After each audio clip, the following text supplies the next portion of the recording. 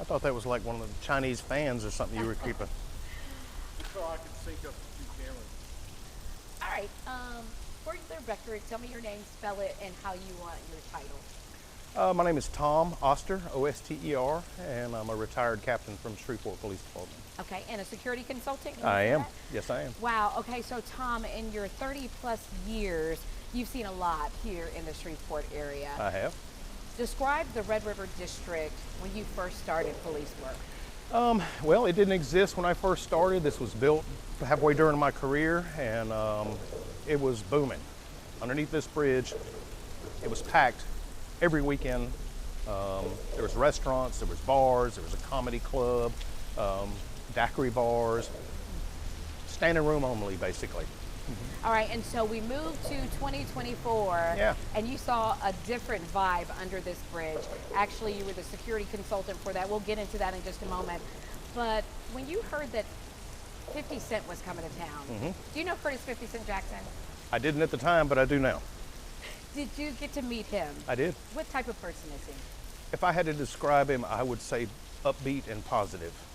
Everything we discussed, even if it had a negative aspect to it, he brought the positive part out of it. Wow. So your services were needed to make this place safe. Yes. What do you do? I mean, obviously I don't know where to start because I don't have a career in law enforcement, but it seems so overwhelming when you talk about keeping 30,000 people safe. Right. It is. It's a challenge. It was a challenge on this event, mainly because it had multiple locations, multiple nights, a lot of moving parts, going here, going there. You know, originally we planned on Independence Stadium, and when they brought it into the municipal auditorium, that kind of compressed our area, which made it a little bit easier. Still complicated, but what we do is we look at the site map, we figure out where your entrances and exits are and where we need law enforcement or private security to obviously make it as safe as we can for everybody. So then we look at all of those positions and we kind of anticipate the numbers of people that we're going to have. Obviously you can't tell in the beginning how many you're going to have. So we try and overestimate a little bit, that way in case we go above that. And then we just start staffing it with officers as needed to make it as safe and secure as possible. So tell me how you had to use a variety of officers from SPD. You brought in CATO, you brought in LSP. How did you work that out? Because we don't typically see them all working together. No, we don't. Just on big events like Mardi Gras or whatever. And again, this is unique. This was over 4 days, multiple locations. Mardi Gras is probably the biggest event we work here, but it's 1 day, start to finish time. We know where everybody's going to be at, and this one there were so many moving parts. So it's no secret that the department is shorthanded of officers, right? I know they don't like to talk about that a whole lot, but when I left the department, when I retired, there were 150 officers short. I don't think it's going to get any better anytime soon. So that being said, to not detract from their job, which is answering calls for service for the city, there's not enough to fill something like of this magnitude, right? So I didn't have any choice. I had to reach out. And Sheriff's Department and the new sheriff, they were glad to participate. They were glad to be part of it. Marshal James Jefferson was very happy to provide his deputies to add to the security of this event, for the city. And of course all the officers are, because they make extra money. So it was, once you make the phone calls and invite folks, you usually get a good response. Fantastic. Were you here that weekend? I was. Okay. So you come down to the Red River District. Yes. You come under here and you're like, whoa. Yes.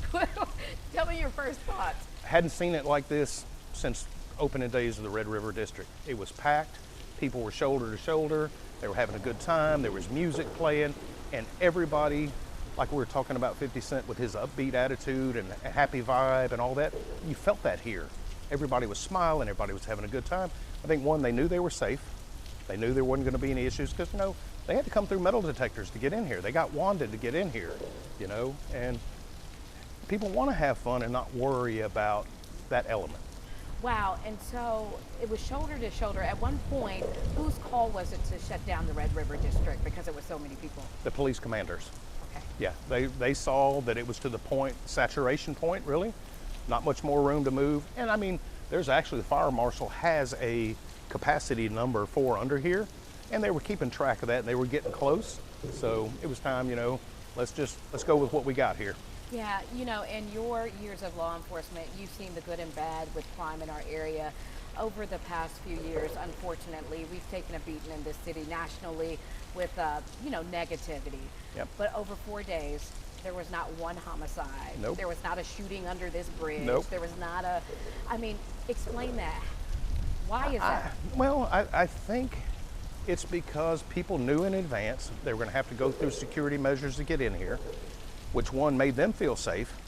You know, I'm not going to go somewhere that I don't feel safe and have a good time. And I think the public, there was so much put out, thanks to you guys and other media, that, hey, this is a great event. Let's show the state and the world what Shreveport can do. Let's show them that we can behave and we can enjoy ourselves and we can do the right thing. Because you're right, all that negative stuff that's been out there before, that weekend, that H&H weekend proved that's not the normal. That's not the way it can be. Right? What would you change, if anything, about with security? On this event, I would, it's minor. I would have more traffic officers because when the casino parking garages, a lot of people use those, and when they were all trying to get out at one time, it was a mess trying to get everybody out. So I would change that a little bit. As far as the security on the other events and sites and how I had officers placed, I don't think I would change any of it because it worked. Have you ever seen anything like this? No, not on this scale, not to that event. Obviously we do Mardi Gras, which is a couple 100,000 people, but it's a start time and a finish time in one location, basically, right? This was 4 days, multiple locations, a lot of moving parts. All the hotels were full. We had to take care of all of that. We had shuttle routes. We had picking up at all the casinos and moving people around and all those moving parts. So no, Independence Bowl, Mardi Gras, we do those all the time. This was a different animal, and it turned out great. You had to work in harmony. Yes, yes. And I will tell you this, security was always at the forefront with G Unit. They talked about it every meeting we had. Whatever we needed, they said make it happen. And the mayor too. Oh. The mayor said it too. He said, whatever y'all need to make this work, make it happen. Yep. When I asked you something, just talking about, this is the first time they've gone out and gotten somebody that could look at the bigger picture. Yes. Instead of, talk about how that works. So what I'm doing now since I've been retired is I'm a security consultant. You have a big event or a small event, a festival, whatever. I will come in, look at the site, plan your security for you, work with you hand in hand, and I bring in law enforcement officers, off-duty law enforcement officers to do the security for these events. But the good thing you get with me is I can use multiple agencies. You know, you don't just go to one and you get what they have. You know, I did 33 years, so I'm still very experienced with the law enforcement end. I've worked these festivals pretty much my whole career, so I'm familiar with that end.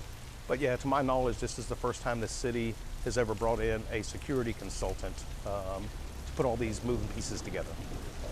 Yeah? But you're really you're not an outsider coming in. You're Homegrown. That's right. the outside now. I know who to call, and I know who to talk to. What kind of reaction did you get after the event from Curtis Jackson and or his They were ecstatic of the way it went. They obviously were very concerned about anything negative happening. They were very happy that it didn't. And here's another thing, we used some technology on this one, y'all, that we haven't ever used before. We have mobile camera trailers with big 30-foot tall poles that will have live feed cameras go to real-time crime. So we have somebody monitoring them, recording them. We can move them around if there's a hot spot or a big congregation or something. We also use drones for the first time that I am aware of, and we're going to continue to use this technology in all these events. So you never used drones at Mardi Gras? I think you might have started at Mardi Gras, but at this one, we were using state police and their drone unit. We're using SPD and their drone unit, and we could see everything that was happening all the time. What the mobile unit that had the cameras on it, is it the first time that has been used? I've never heard of that. Yeah, it is. They started with one last year. Shreveport Police has 4, and that's something you need to know that 50 Cent and G Unit said, if y'all will purchase one, we'll match you. And they bought one. Yeah, so And it's ours? it's ours. Wow. Yeah, belongs to the city of Shreveport now. He really is invested in this area. He is. I was pleasantly surprised with his upbeat attitude. I'd never heard of him before, never met him before, but I walked away from our meetings going, that guy's trying to do the right thing. Thank you. One thing that's been said is he did not like the term Ratchet City. You better not say it around him either. He'd correct you. He said that's history. If it ever existed, that's not my Shreveport, is what he would say. What did he not like about Ratchet City? Because some people feel that Ratchet City has a positive tone from Sure. when it first started to where it is now. I've heard it for several years, obviously. I've always heard it in a negative connotation, like when something bad would happen, oh, well, that's just Ratchet City for you, you know. I don't think he even wants to use it as a positive term. And I get some people take pride in their city and that's kind of the nickname or whatever they're going to use. It's not positive to me. I don't like it either. I don't think it represents who we are. There's a group that actually has tried to change from Ratchet City and they're going to Motion City. I like that. I like it too. Anything positive is good, you know. And this festival showed that it's not Ratchet City, you know. From your gut feeling of where you see he's going, can Shreveport and hopefully Bossier will jump on board, see the community being able to handle what he wants to do? Absolutely. I think right now it's a workforce issue, a ready workforce that you can bring in to do everything from ticket takers to, you know, ushers and all that kind of stuff. We just don't have a big enough workforce built up here. And what it's going to take to get that is when the studios start working and all those, and you got to have events back to back to back to keep those kind of people working, you know. So it was a struggle to get enough labor like that. But once we get to that point and there's more things on the horizon back to back to back, we'll get there. Are you looking forward to working with him again? Oh, absolutely. Absolutely. Yeah. Talk about the Bossier issue. All I can say is I set that up a month in advance. I went to the boardwalk, sat down with the manager. That was her last day there. She was leaving. She brought the new manager in. They were excited to have us, told me where to park the buses, told me where they wanted the citizens to park, about signage.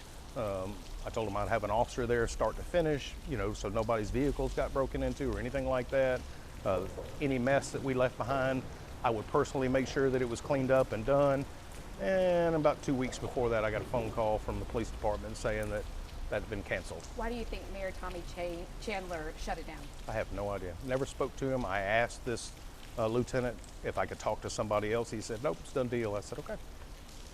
What would you say to Bossier now? Would you say you missed out on some? I think so, yeah. Yeah, absolutely. You know, I don't know. I don't know what the thinking was on that. I didn't talk to anybody else. I know it was arranged in advance and then it didn't happen at the end. Their reasoning, I don't know. But hopefully they saw how it went over here and next time